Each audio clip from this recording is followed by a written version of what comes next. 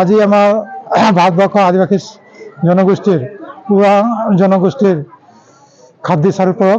এয়া আদিবাসী জনগোষ্ঠীৰ ভিতৰত অন্যতম ওৰাং জাতিৰ বিশেষ জাতীয় উৎসৱ, যিহেতু আমি প্ৰত্যেক বছৰ পালন কৰি আহিছোঁ। আৰু এই পৰৱটিৰ যোগেদি আমি ধৰতী মাক পূজা অৰ্চনা কৰোঁ আৰু আৰ্জি কৰোঁ যাতে পৃথিৱীৰ সকলো প্ৰাণী সুমংগলে থাকে আৰু পৃথিৱীৰ যিকোনো দুখ বিপদ যাতে পৃথিৱীৰ জীৱিত প্ৰাণীৰ ওপৰত নাহে, সেই কামনা কৰি আমি চান্নামাক আৰ্জি প্ৰাৰ্থনা কৰোঁ, ধৰ্মেশ্বৰ প্ৰাৰ্থনা কৰোঁ।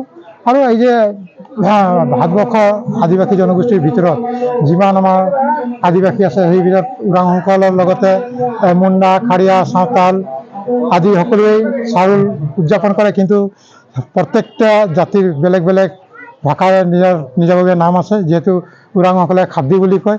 আৰু এই খাদ্যটোৰ আমি যিটো আমাৰ জাতীয় উৎসৱ, আজি এই চাৰু পৰৱৰ শুভ মুহূৰ্তত মই আপোনালোকৰ সংবাদ মাধ্যমৰ যোগেদি অসম চৰকাৰলৈ এটি আহ্বান কৰিব বিচাৰোঁ যে অসমত বসবাস কৰা যিমান ওৰাং লোক আছে, তেখেতৰ মান সন্মান তথা ন্যায্য দাবী হিচাপে চ'ত মাহৰ শুক্লপক্ষৰ তৃতীয়া তিথিৰ দিনটোত যাতে চৰকাৰীভাৱে ছুটি ঘোষণা কৰি চাউল পৰিটোক সন্মান জনায়, ইয়াৰ বাবে আমি চৰকাৰলৈ আহ্বান জনালোঁ।